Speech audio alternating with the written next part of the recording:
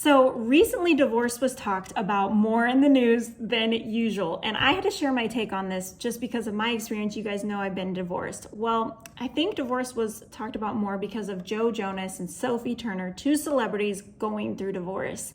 But also a model named Emily, I think it's Ratajkowski, hopefully I said her name right. She created a video somewhat in response to their divorce, sharing about her own experience and saying that she thought that being divorced before 30 is chic. So let's watch that video and then I want to share some thoughts on that. So it seems that a lot of ladies are getting divorced before they turn 30. And as someone who got married at 26, has been separated for a little over a year, 32, I have to tell you, I don't think there's anything better. If being in your 20s is the trenches, there is nothing better than being in your 30s, still being hot, maybe having a little bit of your own money, figuring out what you want to do with your life, everything, and having tried that married fantasy and realizing that it's maybe not all it's cracked up to be, and then you've got your whole life still ahead of you. So why did I title this video Divorce is Not Chic, but It Can Be Redemptive? Well, let's acknowledge the reality of divorce. I find it very interesting that so many things in culture today are being acknowledged as good, as beneficial for a human being. When you just look at the reality, the implications of that, it is not good. It brings heartbreak. There are so many things like that. And divorce is one of those things. It's being glorified. But if we look at the reality, divorce causes so much heartbreak that not only happens between the two people going through divorce, but the children. Like, I have to acknowledge the fact that my kids will never have a two-parent home like what I had. Two parents that loved each other and were committed to each other. They're not going to have that. And so we have to acknowledge that. The second thing, it's funny when she talked about like having a little bit of money post-divorce and all of that. I was thinking, girl, most people after divorce, they don't have much money. There are so many single moms that are poor. And we have to mention that this is the reality of divorce. The other thing that I want to talk about is that I think I can't discern her reasoning behind making a video like this, but I can just tell you that I feel like divorce causes a lot of embarrassment and feels like you lack dignity because it's like out there for the world to see, like, oh, great, like I didn't make it in my marriage. And so I feel like this is almost kind of compensating for that. Like, let's make it out to be like, it's so fun and cool to be divorced before 30. But you guys, there's a better solution to maintaining your dignity post-divorce than glorifying it. And I'm going to talk about that, how you can do that, because I fully acknowledge the reality that divorce does cause a lot of embarrassment and shame. I've experienced that. Lastly, I want to talk about a little bit what she said about how the fantasy of marriage and like kind of letting that go.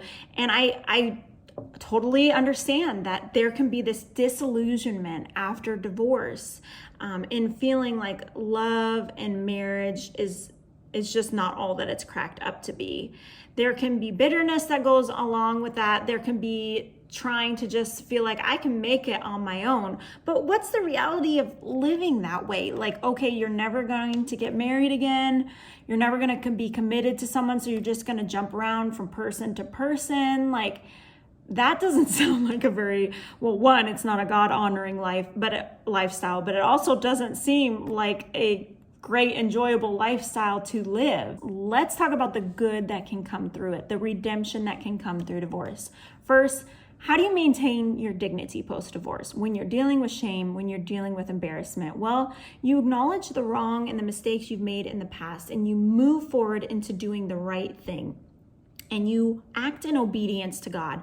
No matter how scary that is, when God's asking you to do decisions that mean you stepping out on faith, you obey.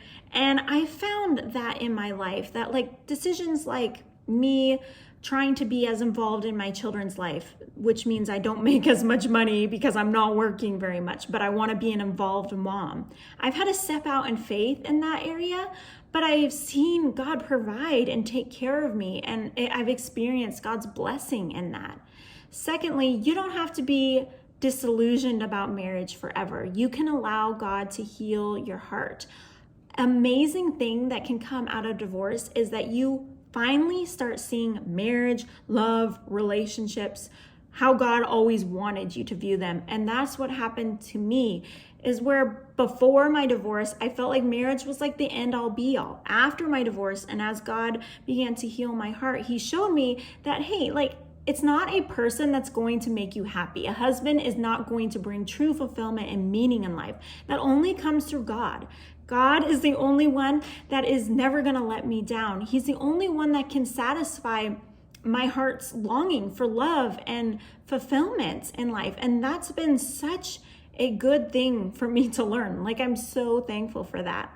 Lastly, let's talk about that redeeming work that God can do in your life. It's not going to be done by trying to be self-sufficient in your divorce, by hardening your heart, by bitterness, but it can be done when you surrender your life to God, moving forward from divorce and asking God to heal your heart, to help you forgive your spouse. Bitterness does not bring wholeness and healing, but forgiveness does. And maybe you don't know how to forgive, but you can ask God, show me how to forgive. Like, this is hard. Show me how to do it. When you just surrender to God and you trust him, you seek to trust him, because it's a moment by moment, day by day process to do that redeeming work. He will do it if you let him do that work in your life. And that's the beauty, that's the good that can come out of divorce, because God is in the business of bringing beauty out of brokenness. Read through the Bible, and that's all that God does so many times. I mean, not all that God does, but so many times he creates beauty out of people's most difficult stories. It's all throughout the Bible. And if you want that to be your story, where it's not one of you just trying to do things on your own, but it's one of you allowing God to heal your heart, then just surrender to him. It's a beautiful process. And I want you to know that my life is testament to that. Okay. I got divorced 5 years ago. I was separated for 3.5 years before that. I am like so thankful that I had Jesus in my life before I went through this, and that I have him in my life for eternity, because he does such good work when we surrender to him. And so I pray that you would have that and experience that in your own life if you're going through divorce. Guys, that's all I have to share with you today. Would you give this video a thumbs up if it was meaningful to you, and share it with a friend that maybe needs to hear this message about divorce if they're going through that?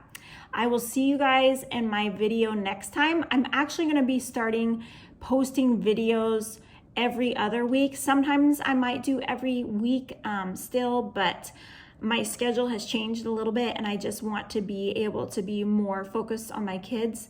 So we're going to every other week, which is hard, but trying to act in obedience and do the right thing. So you won't see me next week most likely, but the week after. Alrighty guys, talk to y'all later. Bye.